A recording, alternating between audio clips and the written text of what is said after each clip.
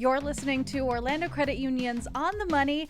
I'm your host, Kaylee Green, and today I am joined by Orlando Credit Union's commercial banker, Brett Childers. How are you doing? I'm doing great. How are you? I'm good. I'm super glad that you're able to join us today. And today we're talking about commercial banking and how to navigate it in a changing economy. I think that's really relevant right now, and I think it's really important for people to know, especially if they might be getting into that industry. So before we get started, give us a little bit of your background working in commercial lending. Again, thanks for letting me be on here with you. Of course. I've been in finance for about 20 years. I started out with Bank of America and through various different positions with Regions and First Citizens Bank.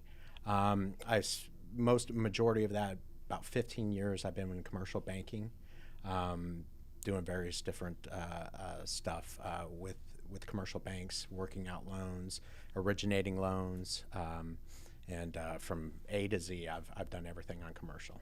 That's great. It sounds like you have a wide variety of experience and you've worked with a lot of different clientele over the years. Absolutely. So let's go back to the basics for a minute and talk about commercial banking as a whole.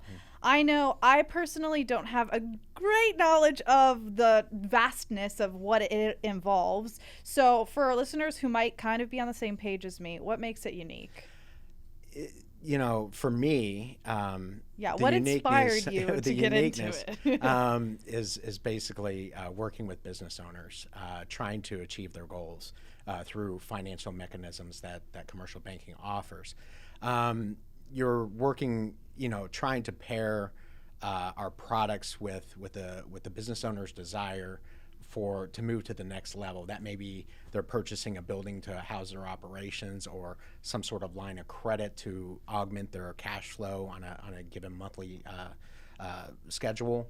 There's so many opportunities, but what I really like about it and what it really does is it allows me to get close with a business and know how everything about that business, how the money goes in, how the money goes out, how many employees they have, who their key employees are. So we get very intimate with that business owner and their business. And thus, and conversely, the decisions that we make affect all those things. Yeah. So if the business owner is going to make a financial decision, we got to have the ability to say yes or no for their employees, because if they make that wrong decision, they could lose employees. And I think it's so important when you're working in commercial lending to have that closeness and understand the company, because they are relying on you for financial questions, financial decisions, and that's a big chunk of a company when you're looking at the importance. Yeah, and so personally, and people that I like surrounding myself in this industry, we're not order takers. We're consultants. And just as they use consultants like their CPAs or attorneys, banker is pretty high up there because we make the money work too, right? So we got to have the ability to look at that business, assess its risk, and make that financial decision for the credit union to lend money, but also the ability to say no. Exactly. We'll get you there in time. It may be like, I've worked with clients for 6 years before we made that leap to get that financial decision. Yeah. And it's basically just one step at a time. Others, more financially sound, we go right into it, and if it makes sense, but it may, hey, let's wait a year and then we'll do it. And I think it's about having that trust too, and being able to look at you as their lending officer and say, I trust you to give me the best advice and to help me make that decision. But we were kind of talking earlier about how there really is a difference between, commercial versus just regular banking. Yeah. So what are those key differences? Yeah, so again, you're talking about a bigger deal. We're more intrusive on the document side of things. Yeah. Again, we get a little bit more intimate with the actual knowledge of the business and how it works, and we have to assess it on a risk basis and make that decision. So, versus like residential lending, we have DTI. We look at probably about 20 different measurements when we're looking at giving a commercial loan. Yeah. And those drill into how healthy a business is. And we try to do that over a span of time, not just what's right now. Yeah. And so we look back 3 years on a business and to assess their health and see if there's any ebbs and flows in their income, and if there are, what are those? Yeah. And why? And so we really dig in deep. We deal with a little bit more zeros than residential lending, so we have to be that way. And I feel like, especially in the economy, there are so many changes that are happening, especially in 2020. We were seeing probably crazy, I'm assuming, changes with, businesses having to close their doors or be online or et cetera. I mean, there was so much unpredictability happening. So obviously, we're still seeing changes in the economy. How is commercial banking impacted by the economy? Well, you pick up 2020, no one could foresee that, right? Exactly. And nobody has a crystal ball. And so right now I see the economy, we're really trying to figure out where it's going.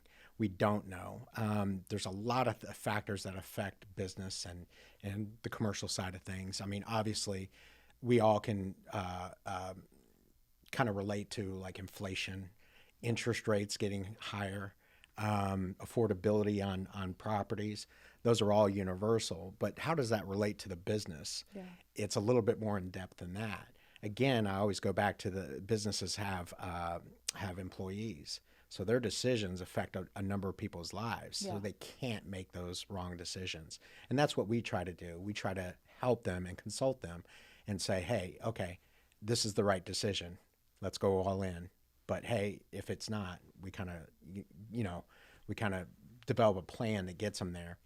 So, in 2020, COVID comes in, a lot of uncertainty. I did my fair number of PPP loans, which were it was a lot of tough discussions there and figuring that out. But we've come out of that, and now we're facing the inflationary markets and rising rates, and so we have to figure out how we're going to navigate going forward with that, and business owners have to too. Yeah, that kind of leads me into my next question, which is what are some of the economic changes that we're seeing right now that are impacting commercial banking? So obviously inflation, things are costing more, right? Yeah. And rates. I mean, rates have skyrocketed in the past year.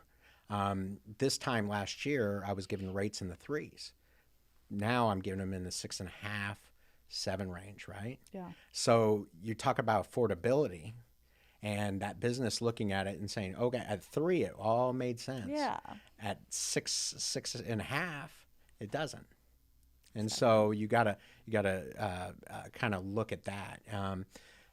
Pricing, affordability or price of properties is still stable in the state of Florida and Central Florida area.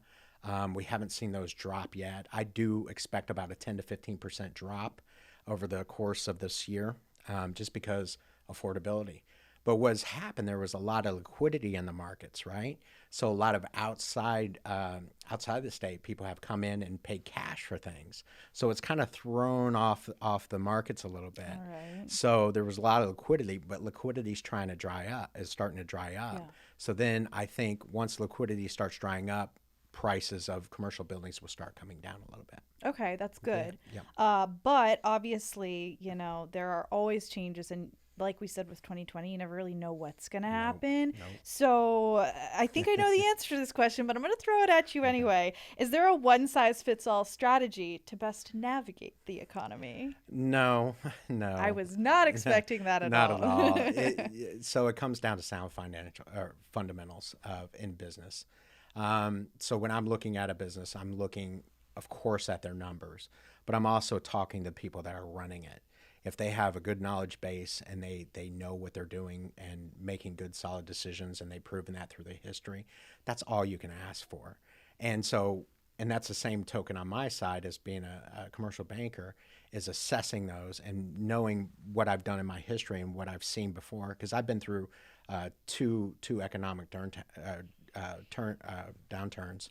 and navigating through that, but been able to survive as well.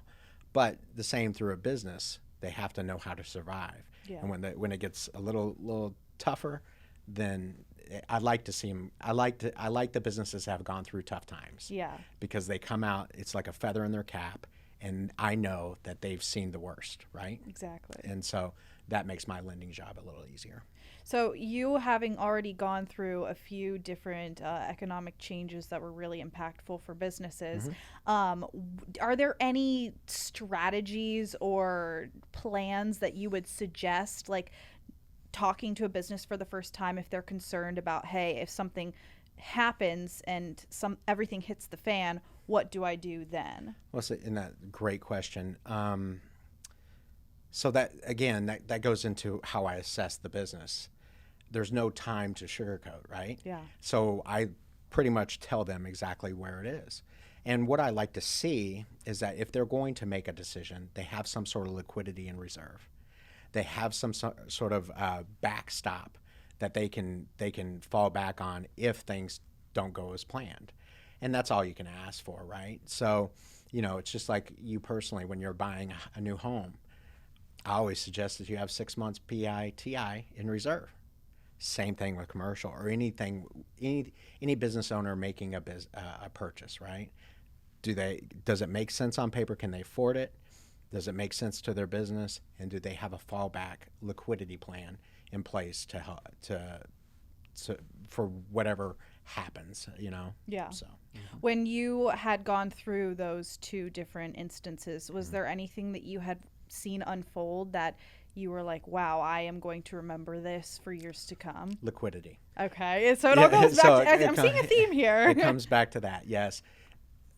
Businesses that are underfunded or don't have the cash to operate are the ones that have problems inherently. And so when I'm looking at a deal or looking at any opportunity, I want to see that they have some sort of savings plan or something in the background. Yeah. Through the downturns where I've done workout loans, and what workout loans means is that we had agreed upon terms, but they can't afford that loan. Okay. So I have to work it out and negotiate that new loan payment to help them along. And so I'm reorganizing the debt, basically. And so what the overall theme is that they have overspent or gone out on a limb. A banker has given them a loan that over-leveraged them and didn't do the right thing, right? And so then they got themselves in a certain situation. How do I get out of it? Mm-hmm. And so when I'm working out those loans, I'm trying to figure out with all their other debts that they have and our debt, how do I make that work for them? Yeah. Because the last thing we want to do is see people not pay their bills, cut employees, but it all starts with making a decision. When I'm looking at a new credit opportunity with a new business, I'm assessing all those items in there and making sure that they're making that right decision. I'd rather tell them no than have a conversation later where we're having real hard conversations, right? Exactly. Yeah. And, we want to see people who are coming to Orlando Credit Union, businesses who are coming to Orlando Credit Union, being able to be the leaders of their financial futures and take hold of that. And we have a variety of different services and products that we offer to help make that happen. Talk to us a little bit about what we offer at Orlando Credit Union. So on the commercial side, obviously we have financing for commercial real estate. That can be owner-occupied or investment real estate. We have lines of credit that can help augment the cash flow cycle. And for instance, on that, let's say that a company needs inventory. They need to purchase inventory. Instead of using their liquid capital that they have, they can borrow against that line of credit and purchase that inventory. Once they sell it, they pay off that line of credit. So it's a revolving line of credit. So they just buy for a certain period, pay off the credit line, and it goes around there. Obviously, some credit cards. We have we finance vehicle loans for commercial. So I did a recent loan on that. I did 36 fleet logistical company, and I financed all their trucks, 36 different trucks. Okay. So it just depends on who we're talking to and what their needs are. We have a solution. And we can figure out we can figure out something. But the products are what every other bank has. Yeah. The difference is that I think at the credit union, what it presents is that we're going to look at it in a real sense and help you make a decision the right way, and not be an order taker and get you in a loan just to for sake of putting a loan on the books. We're gonna tell you yes and no for reasons and get you to that place eventually, but do it the right way. Exactly. It's all about making that connection, building that lasting relationship with businesses. That's correct. Thank you so much for chatting today. And for anybody listening, you can learn about Orlando Credit Union's commercial lending products by visiting our website at orlandocreditunion.org, or you can make an appointment in one of our branches to find out more. Until next time, we're investing in you. Orlando Credit Union is not responsible for damages that result from the use of our product or service data contained herein.